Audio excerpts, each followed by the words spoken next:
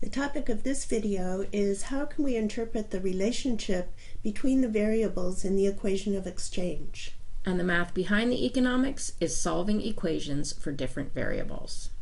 Recall that the equation of exchange is a simple macroeconomic model that's true by definition. It says that the money supply times the velocity of money is equal to the price level times the quantity of goods and services produced in the economy. So how can we use this equation to understand the relationships between these variables? For example, what if we wanted to solve for Q in terms of the other variables? What happens if something increases on one side of the equation? What happens to the rest of the variables? And what if we knew some of the numerical values, but we wanted to, for example, solve for the value of the price level? In order to answer questions such as these, we are going to have to understand how to solve equations for different variables. So the circumstance is that sometimes we're going to be given an algebraic relationship between a collection of variables, as we were on the previous slide, and it's going to be expressed in the form of an equation. Depending on which values we know, we might prefer the equation to take different forms. So we're going to use the example of the distance formula to try and figure this out. So we know in general that distance equals rate times time. And we have three different kinds of questions we can be asked. What if we know rate and time, r and t, and we want to know what distance is? Or maybe we'll know rate and distance and we want to know time. Or perhaps we'll know time and distance and we want to know rate. In mathematical language, this is just thinking of this equation in terms of different variables being independent versus dependent.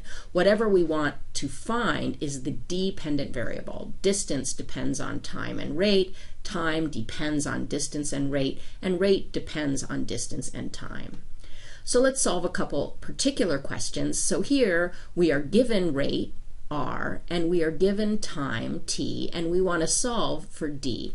Now the equation is already in that form. So in this case, we can just say that distance equals rate, 50 miles per hour, times time, 4 hours, and we end up with 200 miles. And that equation is already set up just as we would like it. In question number 2, we have a little bit of a different circumstance because we're given r, rate, and we're given distance, d, and we want to find time. So we might want to solve our equation for time. We start with distance equals rate times time, and in order to solve for time, what we're going to do is we're going to divide both sides by the rate. I'm going to divide both sides by r. And then my new equation tells me that d over r equals t. And now I can just plug in my given values. So let's do that. And I have that d, which is 200 miles, divided by rate, which is 50 miles per hour. That's going to give me time. So 200 divided by 50, it's going to give me 4 hours for time. And so having solved the original equation so that t is the dependent variable given d and r, I can just plug in those values and get time. And similarly for this last one, what do we have? We know what time is, we're given time, and we're given distance, and we want rate. We would do the same thing as we did before. We have that distance equals rate times time. I am going to then try to solve for rate, so I'll divide both sides by time,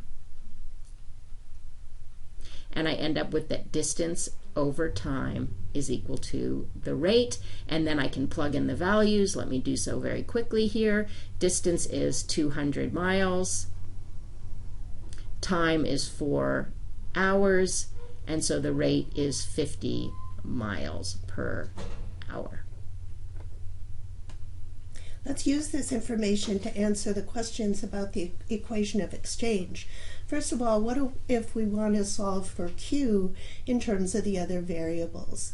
So what we need to do is have Q on the one side of the equal sign by itself. So if we divide each side of the equation by P, then we see that Q is equal to mv divided by p. If we rearrange to put q on the left-hand side, then again we see that quantity is 1 divided by the price level times the money supply times velocity, or Q equals MV divided by P. Okay, let's look at the next question, where what if something happens on one side of the equation? For example, what if the money supply increases, but we assume that velocity is constant? So here we know that if something increases on one side of the equal sign, then something's going to increase on the other side of the equal sign as well. So we know that PQ, which represents nominal GDP, would be increasing. Here we don't know if the increase would be in P or Q or both, but we know that the multiple of PQ would be increasing. And our last example here, what if we knew some numerical values for some of the variables? For example, if the money supply is 100, velocity is 2, and quantity is 50, what would the value of P be? So substituting in those values, we have 100 times 2 is equal to P times 50. 200 then, just multiplying 200 equals 50P. The price level is $4, the overall price level. Okay, so what are some other times that we need to solve equations for different variables? We could use the GDP equation to solve for different variables there, the price deflator, per capita GDP, some micro examples using costs and revenues and profits. Now we've seen how to use the math behind the economics to interpret the equation of exchange. Thank you for listening.